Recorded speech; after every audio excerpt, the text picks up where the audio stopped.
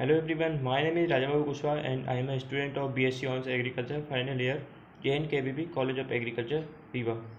दोस्तों, आज मैं आपके सामने एक प्रेजेंटेशन लेकर आया हूँ। इसका टॉपिक है पॉलिनेशन एंड इट्स टाइप्स। और इस वीडियो में हम कवर करने वाले हैं फर्स्ट, पॉलिनेशन क्या है, सेकंड, पॉलिनेशन क्यों आवश्यक है, पॉलिनेशन के प्रकार, सेल्फ पॉलिनेशन को बढ़ावा देने वाले कारक या मैकेनिज्म, पॉलिनेशन के एजेंट्स, पॉलिनेशन के आधार पर फसलों का वर्गीकरण। फर्स्ट है पॉलिनेशन। परागकणों या पोलेंस का परागकोश से वर्तिकाग्र पर पहुंचने की जो क्रिया होती है उसको परागण बोलते हैं।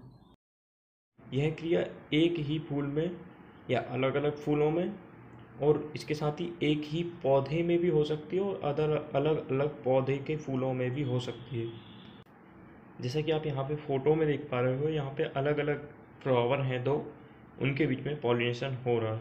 तो नेक्स्ट आगे बढ़ते हैं, पॉलिनेशन क्यों इम्पोर्टेंट है। तो इसमें सबसे पहला मेन इम्पोर्टेंट पॉइंट तो ये है कि पॉलिनेशन प्लांट रिप्रोडक्शन के लिए बहुत ज़्यादा ज़रूरी है, अर्थात उसकी जो अपनी पीढ़ी बढ़ाने के लिए या इस वर्ल्ड में अपनी एग्जिस्टेंस को बनाए रखने के लिए बहुत ज़्यादा ज़रूरी है पॉलिनेशन। सेकेंड है प्रोडक्शन के लिए, क्योंकि बिना पॉलिनेशन के फ्रूट का बनना पॉसिबल नहीं है, इसलिए पॉलिनेशन बहुत ज़्यादा आवश्यक है। नेक्स्ट है टाइप्स ऑफ पॉलिनेशन। पॉलिनेशन दो तरह का होता है, एक तो नेचुरल पॉलिनेशन जो कि प्राकृतिक रूप से होता है, और एक होता है आर्टिफिशियल पॉलिनेशन जिसको कृत्रिम रूप से किया जाता है साइंटिस्ट के द्वारा। जैसे कि आप इस इमेज में देख पा रहे हो, ये आर्टिफिशियल पॉलिनेशन है। इसमें सबसे पहले तो किसी फ्लावर को चुनेंगे और उसके बाद उसमें एमस्कुलेशन करेंगे। किसी फ्लावर से मेल पार्ट को हटाना एमस्कुलेशन कहलाता है, और उसके बाद उसकी बैगिंग कर देंगे और फिर अपने इच्छा अनुसार जिस भी पौधे के साथ या जिस फ्लावर के साथ उसका जो है क्रॉस पॉलिनेशन अपने को करना है वो हम कर सकते हैं। उसके पॉलेंस को कलेक्ट करके लेकर आएंगे और इसकी वर्तिकाग्र पर डाल देंगे, जिससे कि आर्टिफिशियल पॉलिनेशन हो जाएगा। अब बात करें नेचुरल पॉलिनेशन में, तो सेल्फ पॉलिनेशन और cross pollination. Self pollination mean एक ही फूल के परागकोश से निकले हुए परागकण उसी फूल के वर्तिकाग्र पर पहुंचकर उसे पॉलिनेट करेंगे। इसे सेल्फ पॉलिनेशन या फिर ऑटोगेमी बोलते हैं। जैसा कि आप इस चित्र में देख पा रहे हो, यहाँ पर एक ही फ्लावर है, उसी के जो है पोलन्स जाकर स्टिग्मा पर जाकर जब उसको फर्टाइल करेंगे या फिर उसको पॉलिनेट करेंगे, इसको सेल्फ पॉलिनेशन बोलते हैं। इसके एग्जाम्पल्स हैं जैसे टोमेटो, सोयाबीन, ब्रिंजल, और नीचे आप फ़ोटोज़ भी देख पा रहे हो, जैसे बार्ले है, टोबैको है, टोमेटो है, ETC बहुत सारे आप पढ़ सकते हो। सेल्फ पॉलिनेशन का एक टाइप हो गया ऑटोगेमी, और इसी का एक और टाइप होता है जो कि गाइटोनोगेमी होता है, अर्थात एक ही प्लांट के दो अलग अलग फ्लावर्स के बीच में जब पॉलिनेशन होगा, इसको गाइटोनोगेमी बोलते हैं। इसमें भी समान आनुवंशिक परिणाम मिलते हैं। जैसे कि आप इस चित्र में देख पा रहे हो, यहाँ पे जो है मेज का प्लांट है, ऊपर एंथर है जहाँ से पॉलन्स आएंगे, और नीचे जो है स्टिग्मा है जहाँ पर फीमेल पार्ट है, उस पर आकर जो है इसको पॉलिनेट करेंगे। इसको गाइटोनोगेमी बोलते हैं। नेक्स्ट है क्रॉस पॉलिनेशन। किसी एक पौधे के फूल के परागकोश से परागकण किसी दूसरे पौधे के फूल के वर्तिकाग्र पर पहुंचना क्रॉस पॉलिनेशन कहलाता है। इसमें अलग अलग फ्लावर्स होंगे और अलग अलग प्लांट के फ्लावर्स होंगे। इसमें जो है पोलन ट्रांसफ़र के लिए मीडियम या एजेंट की आवश्यकता होती है। और क्रॉस पॉलिनेशन के बारे में अगर आप अच्छे से डिटेल में पढ़ना चाहते हैं तो इसकी वीडियो ऑलरेडी 2 दिन पहले ही एक इसी चैनल पर आ चुकी है, आप चाहे तो उसको दे सकते हैं। नेक्स्ट है मैकेनिज्म प्रोमोटिंग सेल्फ पॉलिनेशन, अर्थात सेल्फ पॉलिनेशन को बढ़ावा देने वाले कारक है मैकेनिज्म। इसमें सबसे पहला है बाइसेक्चुअलिटी, एक ही फूल पर मेल और फीमेल पार्ट्स का होना बाइसेक्चुअलिटी कहलाता है, अर्थात एक ही फूल में मेल और फीमेल दोनों पार्ट्स हैं, इसको बाइसेक्चुअल बोल रहे थे। जैसे कि आप इस चित्र में यहाँ पे जो है मेल और फीमेल दोनों ही उपस्थित हैं। सेकेंड है होमोगेमी, एंथर और स्टिग्मा दोनों मेल और फीमेल पार्ट्स का एक ही समय पर मैच्योर होना होमोगेमी कहलाता है, जो कि सेल्फ पॉलिनेशन के लिए बहुत ज़्यादा ज़रूरी है। थर्ड है क्लिस्टोगेमी, पॉलिनेशन और फर्टिलाइजेशन की क्रिया जब एक फ्लावर बर्ड के अंदर, बंद फूल के अंदर जब ये पॉलिनेशन होता है और फर्टिलाइजेशन होता है, इसको क्लिस्टोगेमी बोलते हैं। इसके एग्जाम्पल्स हैं जैसे कि wheat, oat, rice, barley, groundnut. इसमें 100% सेल्फ पॉलिनेशन होने के चांस होते हैं, क्योंकि फ्लावर बंद रहता है तो क्रॉस पॉलिनेशन होने के चांस ख़त्म हो जाते हैं इसलिए, और ये फूल कभी भी खुलते नहीं हैं।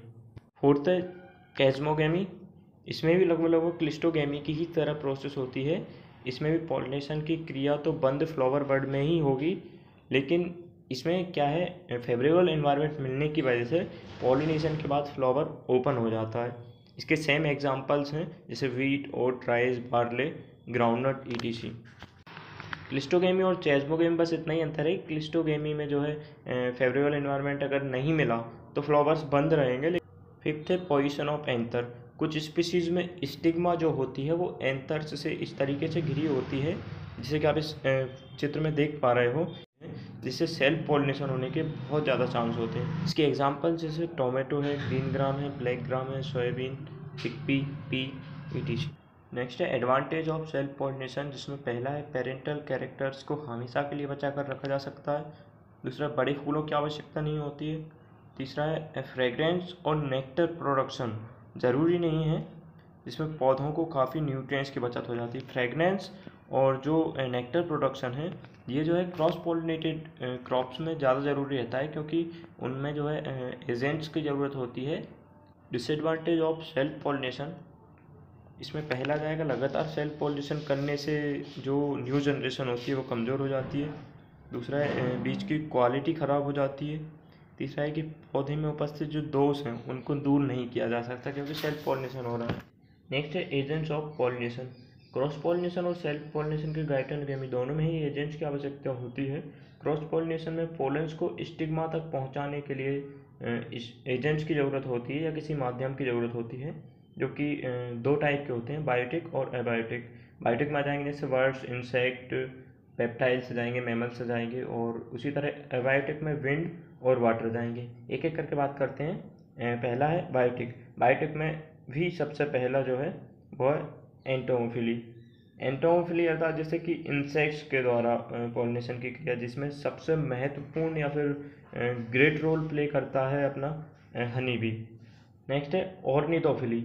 ऑर्निथोफिली यानी पक्षियों के द्वारा जो पॉलिनेशन की क्रिया होती है उसको ऑर्निथोफिली बोलते हैं। थर्ड है कीरोप्टेरोफिली। कीरोप्टेरोफिली अर्थात चमगादड़ों के द्वारा पॉलिनेशन की क्रिया जो होती है उसको कीरोप्टेरोफिली बोलते हैं। फोर्थ है मेलेकोफिली, अर्थात जो स्नेल्स के द्वारा पॉलिनेशन होता है। इसके बाद फिफ्थ है मर्मेकोफिली, एंट्स के द्वारा पॉलिनेशन मर्मेकोफिली कहलाता है। नेक्स्ट है जूफिली। जूफिली अर्थात एनिमल्स के द्वारा जो पॉलिनेशन की क्रिया होती है उसको जूफिली बोलते हैं, जैसे कि फ्लावर आप देख पा रहे हो यहाँ पे रिफ्लेशिया, जो कि सबसे बड़ा फ्लावर होता है, इसमें जो है हाथी के द्वारा पॉलिनेशन की क्रिया होती है। इसके बाद हम पढ़ेंगे एबायोटिक एजेंट्स। इसमें पहला है एनिमोफिली, यानी कि हवा की द्वारा पॉलिनेशन होना, जैसे कि वीट, मेज और कोकोनट जब तेज़ तेज़ हवाएं चलती हैं तो फसलें जो लहराती हैं उसके दौरान जो है पॉलिनेशन की क्रिया हो जाती है। सेकेंड है हाइड्रोफिली, अर्थात पानी के थ्रू पॉलिनेशन होना हाइड्रोफिली कहलाता है। ये दो तरीके का होता है, इफिड्रोफिली और हाइफिड्रोफिली। इफिड्रोफिली यानी वाटर सरफेस के ऊपर पॉलिनेशन होना, और हाइफिड्रोफिली अर्थात पानी के नीचे पानी के साथ घुलकर पोलन जाएंगे और वहाँ परागण होगा, उसको हाइफिड्रोफिली बोलते हैं। नेक्स्ट है classification of crops as per pollination. Pollination के आधार पर जो है क्रॉप्स तीन तरह की होती हैं, सेल्फ पॉलिनेटेड क्रॉप्स, सेकंड है क्रॉस पॉलिनेटेड क्रॉप्स, और थर्ड है ओपन क्रॉस पॉलिनेटेड क्रॉप्स। एक एक करके इसको मैं आपको समझाता हूँ। पहला है सेल्फ पॉलिनेटेड क्रॉप्स। इसमें होता यह है कि 95% से ज़्यादा सेल्फ पॉलिनेशन होगा और लगभग 5% से कम क्रॉस पॉलिनेशन भी होगा। इसको सेल्फ पॉलिनेटेड क्रॉप्स बोलते हैं, जैसे कि बार्ले, रागी, व्हीट। नेक्स्ट है क्रॉस पॉलिनेटेड क्रॉप्स। इसमें जो है 95% से ज़्यादा तो क्रॉस पॉलिनेशन ही होगा, लेकिन 5% से कम थोड़ा बहुत कुछ सेल्फ पॉलिनेशन भी होगा। इसके एग्जाम्पल्स हैं, जैसे हॉर्टिकल्चर क्रॉप्स में आ जाएगा एप्पल, बनाना, और वेजिटेबल क्रॉप्स में आ जाएगा क्रूसीफेरियस प्लांट्स सारे। थर्ड है ओपन क्रॉस पॉलिनेटेड क्रॉप्स। सामान्यतः बे क्रॉप्स जो होती तो सेल्फ पॉलिनेटेड है, लेकिन उनमें क्रॉस पॉलिनेशन जो है 5% से ज़्यादा और लगभग 30% तक क्रॉस पॉलिनेशन पाया जाता है, जिससे वो ओपन क्रॉस पॉलिनेटेड क्रॉप्स कहलाती हैं, जैसे कि सोरगम है, कॉटन है और सेफ्लावर है। Thank you guys.